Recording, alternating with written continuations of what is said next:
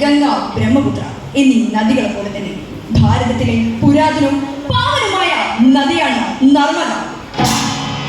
ഈ മഹാനദിയുടെ തീരത്തേക്ക് ഞാൻ നിങ്ങളുടെ ശ്രദ്ധ ക്ഷണിക്കുകയാണ്. ചരിത്രാതീത കാലം മുതൽ തന്നെ മനുഷ്യ ജീവിതവും സംസ്കാരവുമായി നദികൾ ബന്ധപ്പെട്ടിരിക്കുന്നു. എന്നും യാത്ര ചെയ്യുന്ന സഞ്ചാരപ്രിയരായ മഹാപ്രവാഹം. എന്നാൽ ഈ പുണ്യനദിയിൽ മനുഷ്യവംശം കണ്ടതിൽ വെച്ച ഏറ്റവും വിനാശകരമായ സാമൂഹ്യ ദുരന്തത്തിന് സാക്ഷ്യം വഹിച്ചുകൊണ്ടിരിക്കുകയാണ്. കാരണം പറയണ്ടേ, നദിക്ക് കുറുകെ കേട്ടിട്ടുള്ള അണക്കെട്ടിന്റെ ഉയരം വർദ്ധിപ്പിക്കുന്നത്രേ. വികസനത്തിന്റെ പേരിൽ പരിഷ്കൃത മനുഷ്യർ നടത്തുന്ന അശാസ്ത്രീയമായ പരിസ്ഥിതി മലിനീകരണം. അതിന്റെ ഓമന പേരാണ് സർദാർ സരോവർ പദ്ധതി. നഗര സംസ്കൃതിയുടെ ഈ കപട മുഖമൂടികൾക്കെതിരെ സന്ധിയില്ലാതെ സമരം പ്രഖ്യാപിച്ച ഒരു ധീരയായ പെൺകുട്ടിയുടെ കഥയാണ് ഞാനിവിടെ അവതരിപ്പിക്കാൻ പോകുന്നത്. കഥ നർമ്മദയുടെ വിലാപം. നോക്കൂ, നാം ഇപ്പോൾ നിൽക്കുന്നത് മഹാരാഷ്ട്രയുടെയും മധ്യപ്രദേശിന്റെയും അതിർത്തി പങ്കിടുന്ന ജൽസിദ്ധിയുടെ ഗ്രാമം. ഗ്രാമത്തിന്റെ ഓരങ്ങളിലൂടെ വെള്ളിയിലാണ് കെട്ടിയതുപോലെ കുതിച്ചിരിച്ചൊഴുകുന്ന നർമ്മദ നദി. നദിയുടെ ഇരുവശത്തും പലശതം ഗ്രാമങ്ങളിൽ വസിക്കുന്ന ആദിവാസി കുടുംബങ്ങൾ, നിരാലംബരമായ കർഷക തൊഴിലാളികൾ, ഉപജീവനത്തിനായി നദിയിലെ മത്സ്യങ്ങളെ ആശ്രയിച്ചു കഴിയുന്ന മുക്കുവ കുടുംബങ്ങൾ, ഈ പതിനാടുകളുടെ അധ്വാനത്തിൽ ചൂഷണം ചെയ്യുന്ന ഒരു പിടി ജമീന്ദാർമാർ. അതാണ് ആ ഗ്രാമം ജൽസിദ്ധി. പേര് മറക്കണ്ട, ജൽസിദ്ധി. അതാ ആ ചെമ്മണ്ണ് നിറഞ്ഞ പാതയിലൂടെ കരിമ്പ് പറ്റിയ ഒരു കാളവണ്ടി മുന്നോട്ട് നീങ്ങുകയാണ്. വണ്ടിയുടെ പിന്നിൽ ഉല്ലസിച്ചുകൊണ്ട് ഒരു പച്ചൻ കുട്ടികൾ. ഹായ് ഹായ്, ഇതറായി കരിമ്പ് കരിമ്പ്. ജൽസിദ്ധി പാടത്തെ പൂങ്കാറ്റേ, താളത്തിൽ പാടുന്ന പൂങ്കാറ്റേ, കരിമ്പിന്റെ മധുരം കരളിൽ നുകരാം, വേഗത്തിൽ പോകാം കാലേ.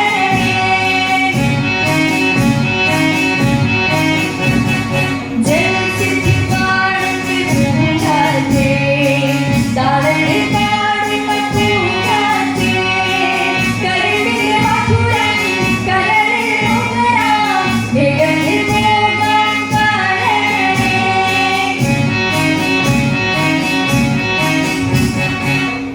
കുസൃതി പിള്ളേർക്ക് ഒരു നേതാവുണ്ട്.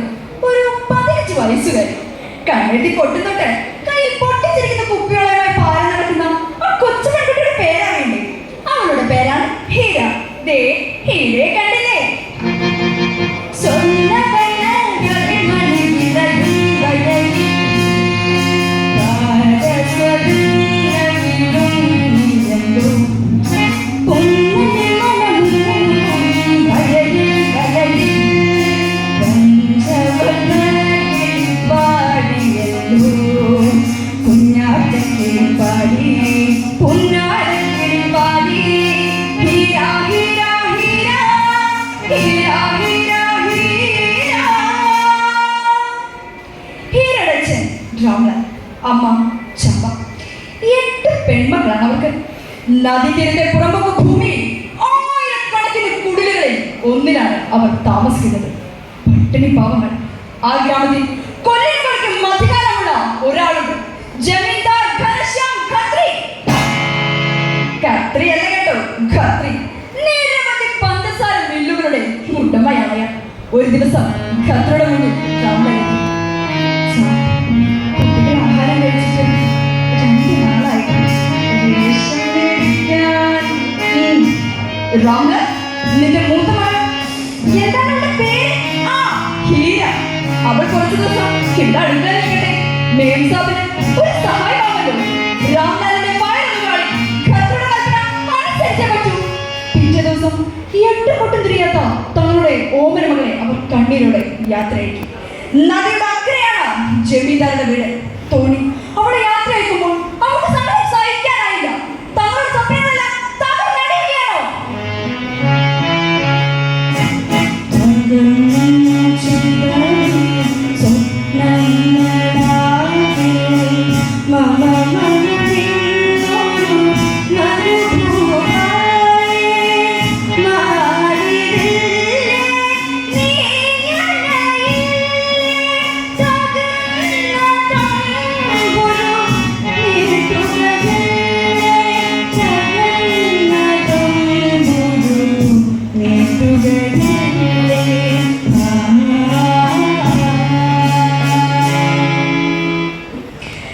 നടക്കേണ്ട പ്രായത്തിൽ ജമീന്ദാരുടെ അടുക്കളയിൽ ചൂടും പുകയുമേറ്റ് ആ കൗമാരൻ കരുവടിച്ചു. പതുക്കെ പതുക്കെ അവൾ ആ ജീവിതത്തോട് പൊരുത്തപ്പെടുകയായിരുന്നു. കാലം കാലം കടന്നു. ഇന്ന് ഹീരം ആരും കൊതിക്കുന്ന ഒരു യുവതിയാണ്. കാലമ പെൺകുടിയിൽ ഒരുപാട് മാറ്റങ്ങൾ വരുത്തി.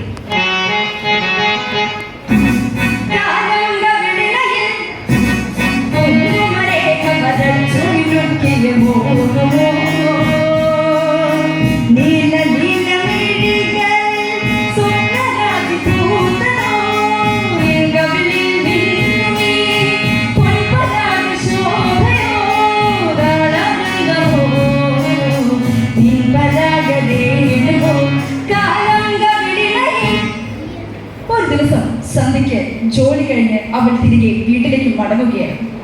എല്ലാ വേദനകളും അവൾ മറക്കുന്നത് ആ തോണി യാത്രയിലാണ്. ആ അമ്പലത്തിരുന്ന് തുഴയുന്ന തോണിക്കാരൻ തന്റെ ആത്മനൊമ്പരങ്ങൾ നദിയുടെ ഓളങ്ങളുമായി പങ്കുവയ്ക്കുന്നത് അവൾ നോക്കിയിരുന്നു.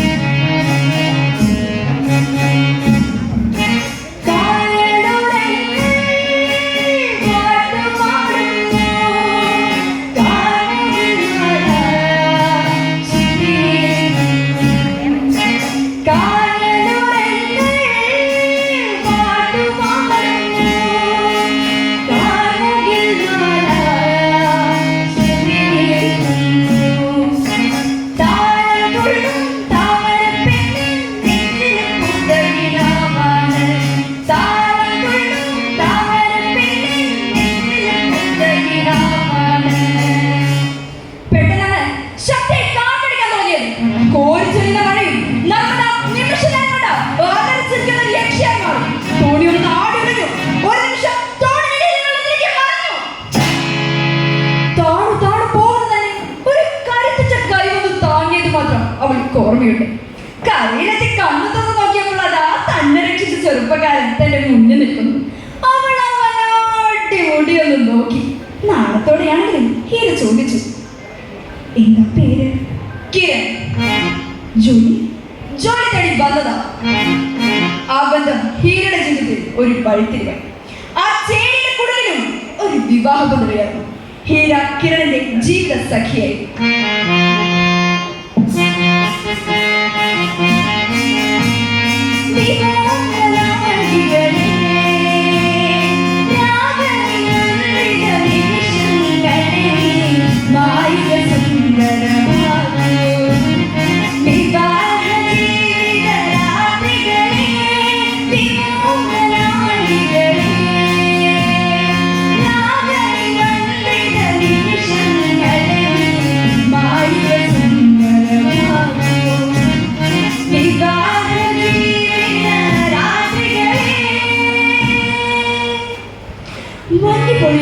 സുന്ദരമായ ഒരു പ്രഭാതം. ജലസ്ഥിതിഗ്രാമം ആലസ്യപ്പെട്ട് ഉണരുന്നതേ ഉള്ളൂ. നദീതീരത്തെ ആ ചെമ്പടനെ പാടുകഥ ആകാശത്തിലെ മുടിയുടെ തിരുമാലകളാക്കി വന്നു നിൽക്കുന്നു 5 ജീപ്പുകൾ. ജീപ്പിൽ നിന്ന് കാൺസ്രൈ ധരിച്ച ഏതാനും ഉദ്യോഗസ്ഥന്മാർ നിലത്തിറങ്ങി. നദീതീരം അളക്കാനുള്ള ഉപകരണങ്ങളുമായി അവർ മുന്നോട്ട് നീങ്ങുകയാണ്. ഘനശബ്ദത്തിൽ കൂടെയുണ്ട്. ജനം പതുക്കെ പതുക്കെ തടിച്ചുകൂടാൻ തുടങ്ങി. ഹീരയും കിരണും ആ കൂട്ടത്തിലുണ്ടായിരുന്നു. അന്നത് ജോലിക്ക് പോയില്ല. അവസാനം കാട്ടുതീ പോലെ ആ ഞെട്ടിക്കുന്ന പറന്നു സർദാർ സരോവർ അണക്കെട്ടിനെ ഉയർത്തിപ്പിടിക്കാൻ പോകുന്നു. സുപ്രീം കോടതിയുടെ വിധിയുണ്ടത്രേ. ജമീന്ദാർമാരുടെ പഞ്ചസാര മില്ലിന് വൈദ്യുതി ലഭിക്കാൻ അണക്കെട്ടിന്റെ ഉയരം വർദ്ധിപ്പിക്കണമത്രേ. ഇല്ല, ഈ അനധികൃത കൂട്ടിരിക്കില്ല. നമ്മുടെ അവസാന ശ്വാസം വരെ സ്വന്തമായി ജീവിക്കാനുള്ള അവകാശത്തിന് നാം സമരം ചെയ്യും. നർമ്മദ ബച്ചാവോ, നർമ്മദ ബച്ചാവോ. ജനം തിരിഞ്ഞു നോക്കിയപ്പോൾ പ്രതിഷേധത്തിന്റെ അഗ്നിജ്വാലയിലേക്കുന്നു ഹീര. പിന്നെ കൈയുയർത്തിക്കൊണ്ട് കിരൺ. ജനം ഗർജിച്ചു, നർമ്മദാ ബച്ചാവോ. ജനങ്ങളുടെ അവകാശ സമരം ഹീരയും കിരണും ഏറ്റെടുത്തു. അവർക്ക് ആവേശം പകരാൻ നർമ്മദാ ബച്ചാവോ ആന്തോളൻ എന്ന സംഘടനയെ രൂപപ്പെടുത്തി.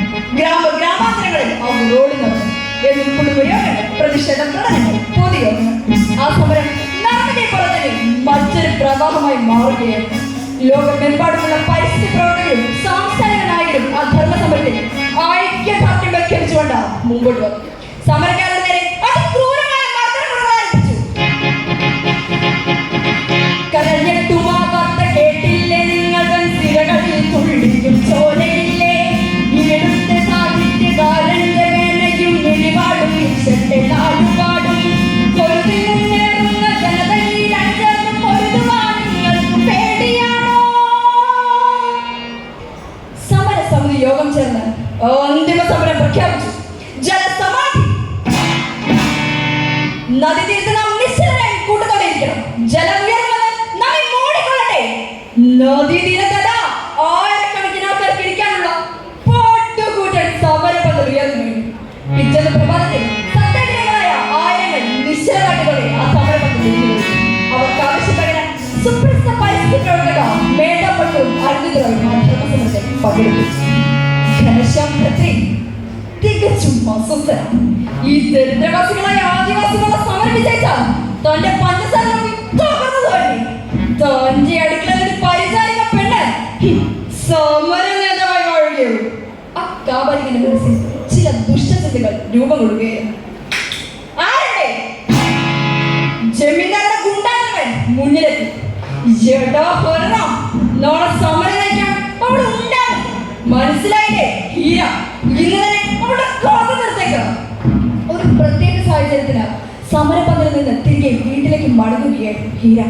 പെട്ടെന്നാണ് അവളെ ഗുണ്ടസംഘം ആക്രമിച്ചത്. തലക്കടിയിൽ ഹീര കുഴഞ്ഞു വീണുപോയി. അവൾ വീട്ടിൽ വിളിച്ചു. കിരൺ സുഹൃത്തുക്കൾ ഓടി വന്നപ്പോഴേക്കും ഗുണ്ടസംഘം ഓടി മറന്നിരുന്നു. ശരീരമാസകരം രക്തപുരളിക്കുക കുഴഞ്ഞു വീണുപോയി. ശബ്ദകോലാഹലങ്ങൾ കേട്ട് ഗ്രാമവാസികളും സമരക്കാരും ദീപങ്ങളുമായി ഓടി. അവശേഖരണ കിരണിന്റെ മടിയിൽ കടന്നുകൊണ്ട് തന്റെ സമര സുഹൃത്തുക്കളെ നോക്കി പറഞ്ഞു, ഇല്ല, നമ്മുടെ സമരം പരാജയപ്പെടരുത്. എന്ത് വില കൊടുത്തു ജലസമാധി മുന്നോട്ട് കൊണ്ടുപോകണം. അന്തിമ വിജയം നമ്മുടേതാണ്. കിരൺ, കിരൺ.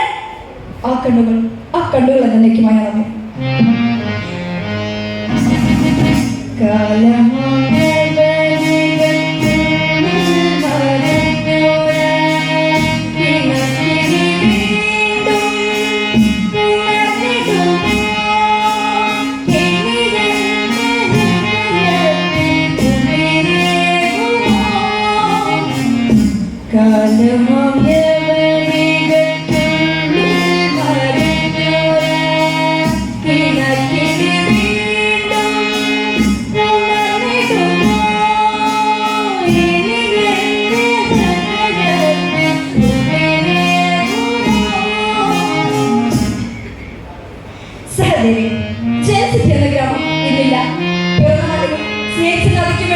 ഒരു മഹാഭൂരിപക്ഷം വരുന്ന ഗ്രാമീണ ജനം നടത്തിയ ഈ ധർമ്മസമരം വികസന വിധമല്ല എന്ന് നാം അറിയില്ല.